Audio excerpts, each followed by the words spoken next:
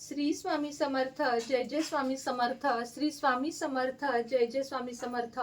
श्री स्वामी समर्थ महाराजांच्या नामस्मरणाने आजच्या व्हिडिओला सुरुवात करूया. शुभ दुपार तुम्हा सगळ्यांना. कसे आहात तुम्ही सगळे? आशा व्यक्त करते स्वस्त असाल, मस्त असाल, स्वामींच्या सेवेमध्ये रममाण असाल. श्रावणी सोमवारच्या सगळ्यांना खूप खूप शुभेच्छा. सगळ्यांच्या सेवा झाल्या असतील, रुद्रपठण वगैरे पण झालं असेल अशी अपेक्षा व्यक्त करते आणि आजच्या खूप खूप महत्त्वाच्या व्हिडिओला सुरुवात करते.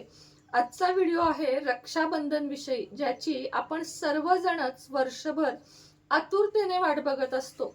मात्र वर्षातून एकदाच येणाऱ्या हा रक्षाबंधन किंवा राखी पौर्णिमा हे प्रत्येक बहिणीला वाटत असतं की अगदी योग्य वेळीच आपण राखी भावाला बांधावी, अन्यथा भावाचे आयुष्य कमी होते, भावाची प्रगती होत नाही, भावाला त्रास उद्भवू शकतो, नंतर पश्चाताप नको, असे एक नाही अनेक प्रश्न आपल्या मनामध्ये येतात. आणि त्याच प्रश्नांचं अगदी योग्य उत्तर देण्यासाठी मी आलेली आहे. तसं तर अशी कोणतीच गोष्ट नाहीये ज्याच्यामुळे भावाचं आयुष्य कमी होतं, त्यामुळे या गोष्टींना जास्त बळी पडू नका. मात्र हो, काही वेळा काही शुभ मुहूर्त हे आपल्याला नक्कीच पाळायचे आहेत. जोपर्यंत आपण आपल्या भावासाठी चांगलं चिंततो किंवा त्याच्या दीर्घायुष्याची मागणी फक्त राखी पौर्णिमेलाच नाही तर कायमच आपण परमेश्वराजवळ करतो, तोपर्यंत भावा बहिणीचं हे अतूट नातं किंवा भावा बहिणीचं हे आयुष्य कोणीही कमी करू शकत नाही. बरोबर आहे ना? पण असू दे, शुभ मुहूर्त हे बघितलेच जातात. अगदी जन्मापासून प्रत्येकाच्या मृत्यूपर्यंत मुहूर्त बघितला जातो. मृत्यूनंतर पंचक लागला आहे का आणि जन्माच्या वेळेस कोणतंही चुकीचं नक्षत्र स्ट्रॉंग आहे का हे बघितल्याशिवाय आपल्या हिंदू धर्मातली कोणतीच गोष्ट पुढे जाऊ शकत नाही. आणि म्हणूनच मुहूर्त या गोष्टीला जितकं शक्य होईल तितकं मानत जा. मात्र अशी वेळ जेव्हा तुमच्याकडे येईल की मुहूर्तापेक्षा ही गोष्ट करणे गरजेचं आहे, त्यावेळेस त्या वस्तूलाच किंवा त्या गोष्टीलाच प्राधान्य द्या, मुहूर्ताला देऊ नका. पण काही सणवार असे आहेत बघा, ज्या दिवशी मुहूर्त बघून केलेलं कधीही चांगलं, आणि त्यातलाच आहे रक्षाबंधन. कारण आपल्याला कितीही वाटलं तरी भावाच्या दीर्घायुष्यासाठी एक बहीण काहीही करू शकते. आता अशाही काही बहिणी आहेत ज्या भावाचं चांगलं चिंतत नाहीत, चांगलं बघत नाही. तर सगळ्या बहिणींना हात जोडून विनंती आहे की असं करू नका. कारण कुठली पण गोष्ट असू दे, प्रॉपर्टी असू दे, अहंकार असू दे, गर्व असू दे किंवा काही असू दे, तो आपल्याला वर घेऊन जायचा नाहीये. त्यामुळं लहान भाऊ असेल तुमचा, मोठा भाऊ असेल, तुम्ही लहान बहीण भाऊ असाल, काही असेल, शक्यतो लहानपणी या गोष्टीच येत नाहीत. सुरू होतात त्या लग्न झाल्यावर की एकमेकाचे हे दावे, इस्टेटीवरून भांडणं, तुझं मला, माझं तुला करणं, किंवा हे माझे ते माझे, हे हक्क गाजवणे.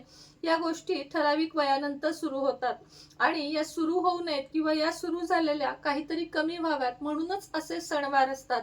रक्षाबंधन असेल, भाऊबीज असेल, या दिवशी बघा सगळा राग सोडून बहिणी भावापाशी जातात, त्याला ओवाळतात, त्याला औक्षण करतात आणि त्याच्या दीर्घायुष्यासाठी सतत देवाकडे मागणी करतात. अशा सगळ्या बहिणींसाठी आजचा व्हिडिओ आहे, ज्या भावाला खूप मानतात. म्हणूनच भद्रा काळ, राहू काळ या काळामध्ये चुकूनही राखी बांधायची नाही. कळत न कळत आपल्या भावाच्या आयुष्यावर त्याचा परिणाम होतो. कारण भद्रा नावाची जी ही आहे तिला श्रापच आहे की त्या काळामध्ये जो कोणी भावाचे औक्षण करेल, त्याची मी तुम्हाला थोडक्यात गोष्ट नंतर सांगेल.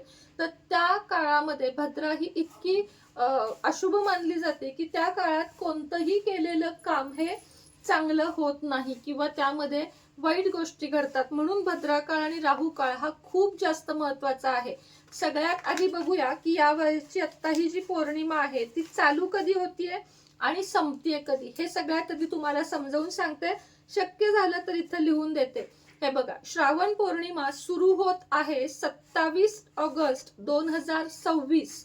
27 ऑगस्ट 2026 सकाळी 9:08 चालू होतीये आणि श्रावण पौर्णिमेची समाप्ती होतीये 28 ऑगस्ट 2026 सकाळी 9:48. त्यामुळे काहींचा संभ्रम झालेला आहे की मग रक्षाबंधन 27 ला करायचे की 28 ला करायचे, कारण 28 ला सकाळी 9:15 समाप्ती दाखवतायत. पण लक्षात घ्या, 26 म्हणजे 26चा तर काही प्रश्न नाही, 27 तारखेला भद्रा काळ असल्यामुळे 27 ऑगस्टला रक्षाबंधन साजरं केलं जाणार नाहीये आणि करू पण नका.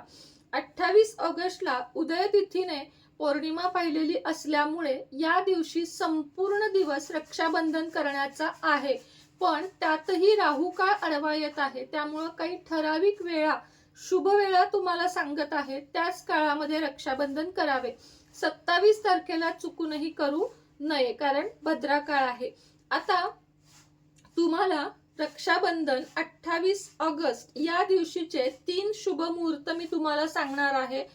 त्यातला सगळ्यात उत्तम जो आहे तो म्हणजे सकाळी 6:36 म्हणजे 6:30 वाजता सकाळी सुरू होत आहे 28 ऑगस्टला ते सकाळी 9:45 सगळ्यात पहिला मुहूर्त 6:36 ते 9:15 6:36 ते 9:45 28 ऑगस्टला. दुसरा अभिजित मुहूर्त ज्याला आपण म्हणतो तो दुपारी 12:30 ते 12:53 या वेळेस आहे.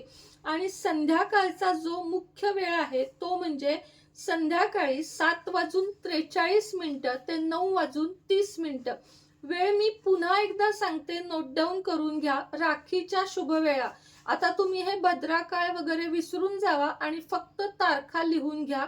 28 ऑगस्ट रोजी सकाळी 6:36 ते 9:45.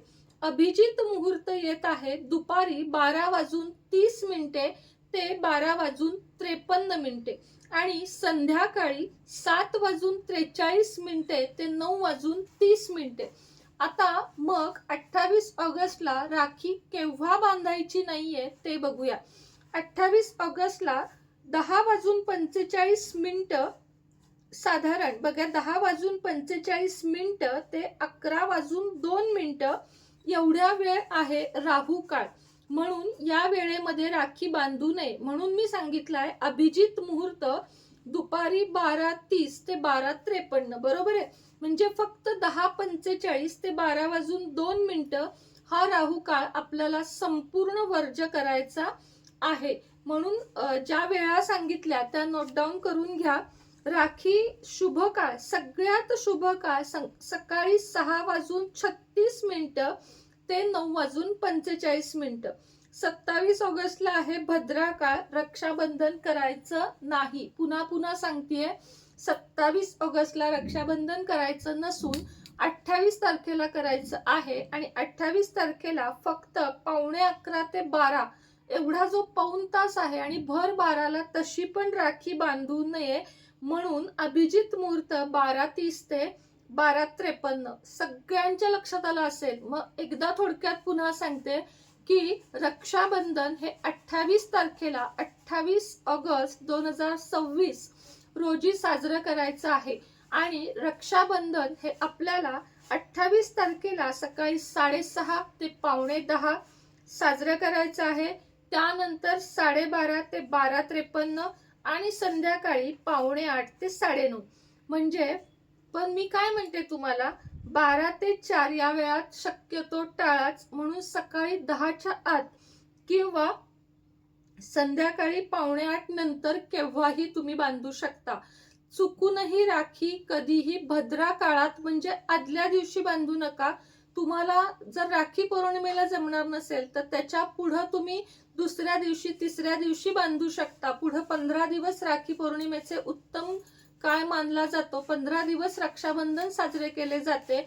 पण आदल्या दिवशी राखी बांधायची नाही. जरी तुम्ही भावाला लांबून राखी पाठवत असाल तरीही जे कोणी भावाला राखी बांधणार आहे त्याला 28 ऑगस्ट 2026 चे हे शुभ मुहूर्त आवर्जून सांगा. जेणेकरून जसा मी थंबनेलला लिहिलं आहे की अनेक रील येत आहेत बघा, भावाचं आयुष्य कमी होईल किंवा भावाला दुष्परिणाम होईल. तर हे सगळं होऊ नये अशी भीती जर तुमच्या मनामध्ये असेल तर हे शुभ वेळा मानणे खूप गरजेचे आहे. आता उद्याच्या किंवा संध्याकाळच्या व्हिडिओमध्ये आपण बघूया की रक्षाबंधन कसे साजरे करायचे. या दिवशी वरदलक्ष्मी व्रत पण आलेलं आहे, पौर्णिमा पण आलेली आहे, रक्षाबंधन पण आलेलं आहे. त्यामुळं त्रिवेणी संगम ज्याला आपण म्हणतो, खूप सुंदर दिवस आहे. या दिवशी सेवा पण खूप करायच्या आहेत.